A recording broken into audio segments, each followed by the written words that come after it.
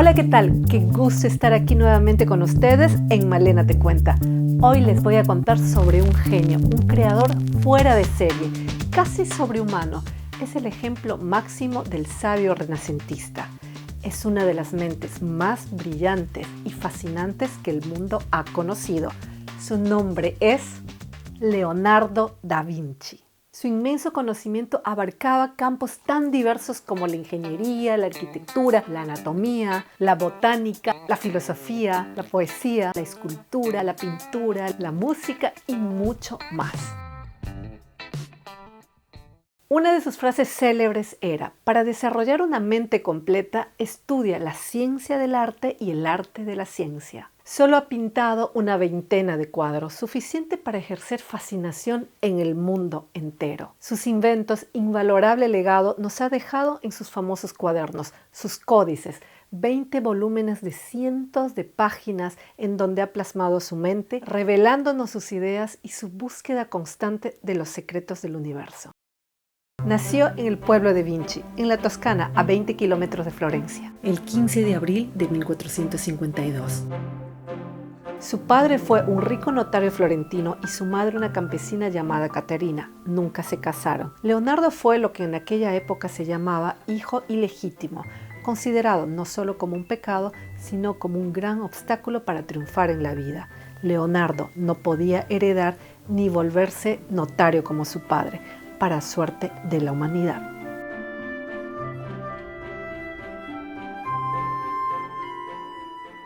Ahora vayamos al contexto de la época de su nacimiento. Nació en pleno Renacimiento, movimiento cultural cuya capital era Florencia, que en aquella época era una república dirigida por Lorenzo el Magnífico. Aquí se desarrollaron el arte y la ciencia en una explosión de nuevas ideas e inventos, surgiendo la creencia que la capacidad del hombre para desarrollarse es ilimitada y la meta de dominar muchas habilidades y áreas del conocimiento estaba al alcance de todos.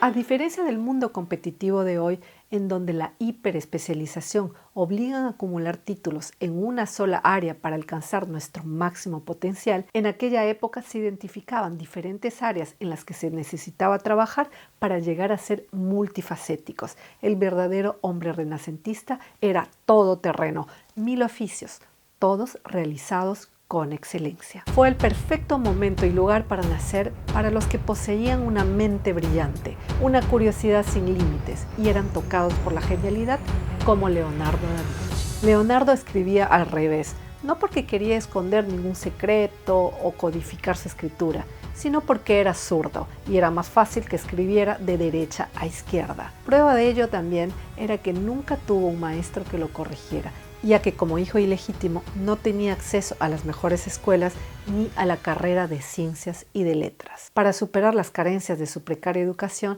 Leonardo despliega una aguda capacidad de observación en todo cuanto lo rodea. Su infancia se desarrolla en contacto directo con la naturaleza, donde el conocimiento práctico predomina al estudio teórico, descubriendo fascinado el mundo que se despliega bajo sus pies. El misterio de la naturaleza influenció en su mente y en su obra. Muy pronto, él se da cuenta que la observación es su mejor aprendizaje, su mejor maestro.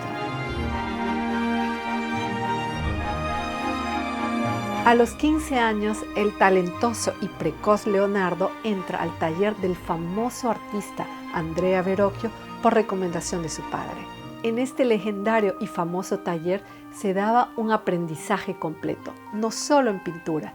Ser artista del Renacimiento significaba ser pintor, escultor, orfebre, ingeniero, arquitecto, artesano. Es una actividad viva, ligada a la necesidad cotidiana. Ahí aprende desafíos tecnológicos que lo apasionan y marcan su vida para siempre. Muchos años después, Leonardo escribe: acuérdate de las soldaduras con las que se construyó la bola de Santa María del Fiore, de cobre grabado en piedra como los triángulos de aquella bola. En el taller de Verrocchio realiza su primera obra importante como pintor. le encargan pintar un ángel en el cuadro El bautismo de Cristo de su maestro Verrocchio. Él lo pinta de espaldas y de perfil, verdadera revolución. Hasta entonces solo se pintaba personajes de frente y es el que más destaca en el cuadro. El dominio de su técnica se aprecia en los cabellos rizados del ángel, pintados como cascadas, con rasgos suaves que contrasta con los trazos fuertes de Juan Bautista, realizado por Verrocchio. Cuenta la leyenda que Verrocchio, al ver el ángel que había pintado Leonardo, no quiso pintar más, decepcionado al ver que un aprendiz había pintado mejor que él. Verdad o leyenda, el caso es que Leonardo había superado al maestro. Leonardo da Vinci escribió: mediocre alumno el que no sobrepasa a su maestro. En 1472, a los 20 años de edad, Leonardo completa su formación y se inscribe en la Cofradía de Pintores de Florencia, que le otorga reconocimiento profesional. Ya no es más el hijo ilegítimo de un notario, sino un artista legítimo, uno de los nombres más prometedores del Renacimiento, junto con sus contemporáneos Ghirlandaio, Botticelli, Rafael. Genial y vanguardista en todo lo que hacía, es el primero en abandonar la témpera para utilizar el óleo, importado desde Holanda, que permitía una mayor suavidad en el trazo y una más profunda penetración en la tela. Crea su propia técnica, el esfumato, que borra contornos y marca la diferencia con la técnica de sus contemporáneos. Pero a pesar de su innegable talento, recibe su primer encargo como pintor profesional tardíamente, a los 29 años de edad. La adoración de los magos. Esta obra es revolucionaria porque inventa una composición triangular del primer plano. La abundancia y diversidad de los personajes alrededor de la Virgen y el niño dan protagonismo a la revelación del nacimiento del niño y no a la adoración que debía ser el tema. Se cree que la imagen del joven del extremo derecho del cuadro es el autorretrato de Leonardo. Pero esta obra nunca termina y es la primera obra de una larga lista de obras inacabadas. La clave del porqué de las obras inacabadas de Leonardo se encontró recientemente en el Palacio Vecchio. Usando métodos de ultrasonido se hizo un descubrimiento sorprendente.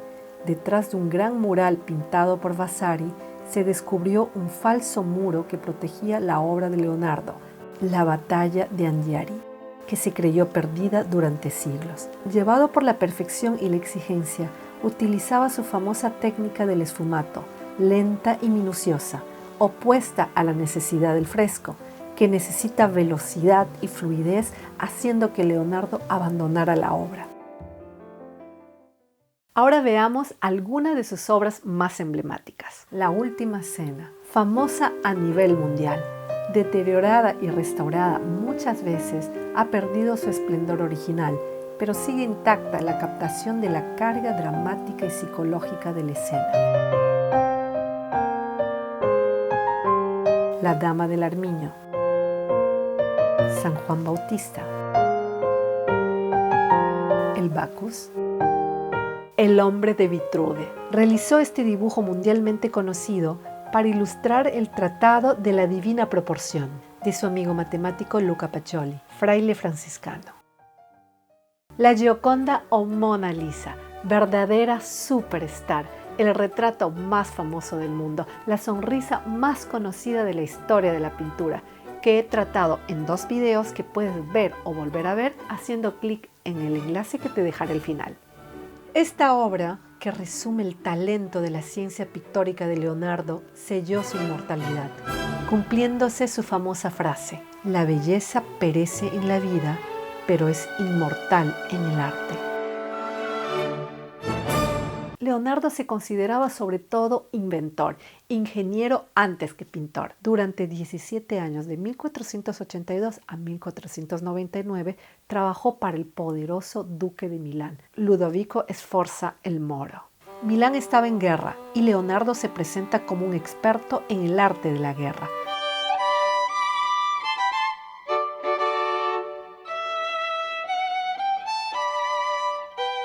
Sus proyectos e inventos de ingeniería fueron casi todos irrealizables. En la práctica, su mayor ocupación era la de organizar fiestas y espectáculos fantasmagóricos que hacían la admiración de la corte de Milán y de Francia, y la admiración de sus vecinos. Ludovico le encargó una monumental estatua ecuestre en honor de Francesco, el fundador de la dinastía Sforza. Era el encargo con el que todos los artistas de Italia soñaban, y Leonardo trabajó 16 años en el Gran Caballo, construyendo en barro un impresionante modelo a escala natural de 9 metros de altura, que iría a ser fabricado con 70 toneladas de bronce, la más grande del mundo. Pero Milán entra en guerra y con el bronce se construyeron armas y el Gran Caballo es destruido durante una batalla. Escribía todas sus ideas, todo lo que oía, veía, leía.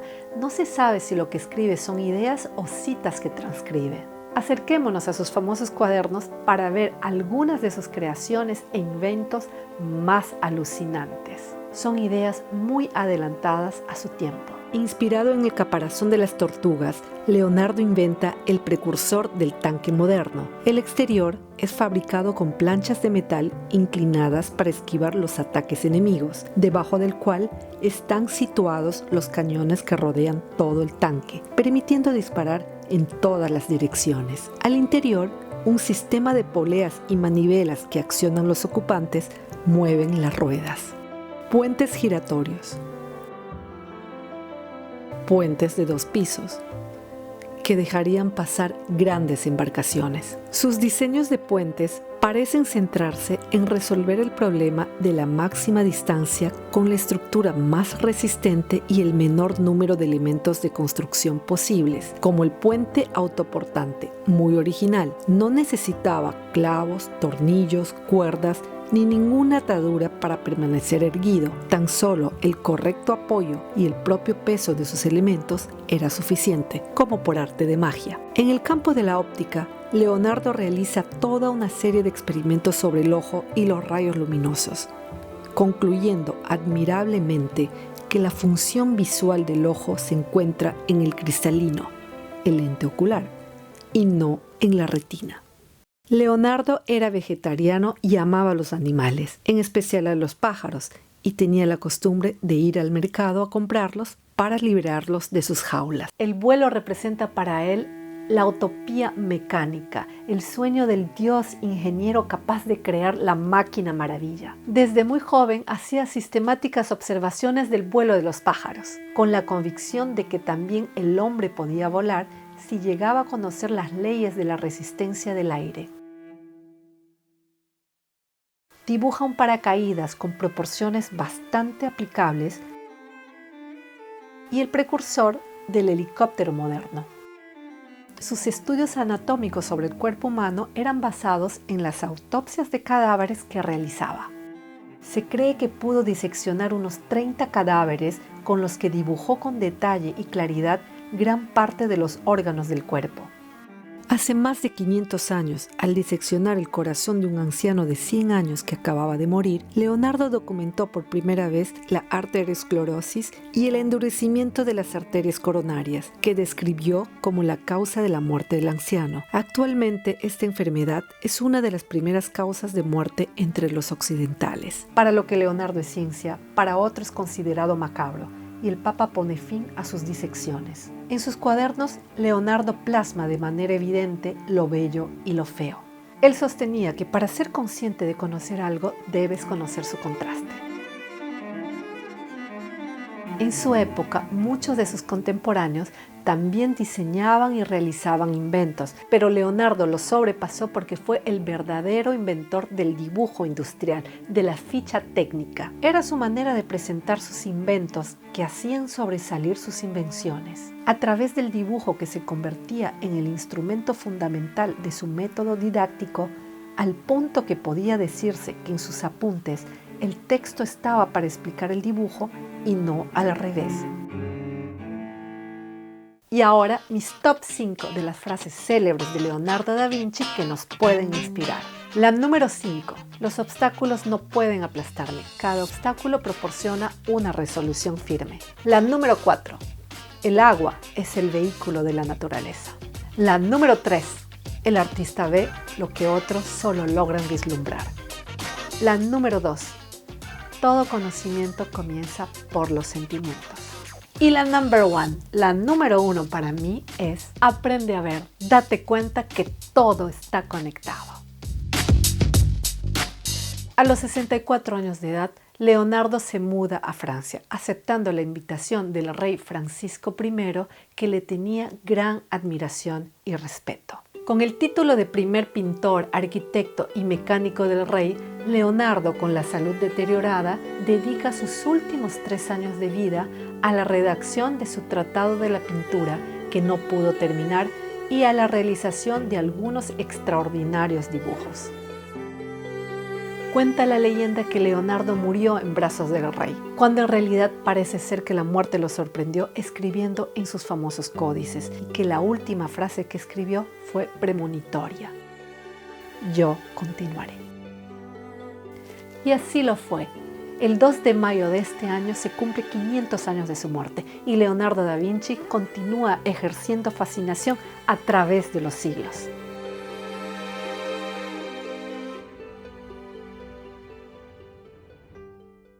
¿Les gustó? Dale like en el botón de abajo. Y no se olviden, escríbanme, cuéntenme qué les pareció, qué temas, qué obras, qué autores quisieran que les cuente. Porque el arte tiene ilimitadas historias que nos pueden inspirar el día a día. Un mega abrazo para todos. Chao, chao.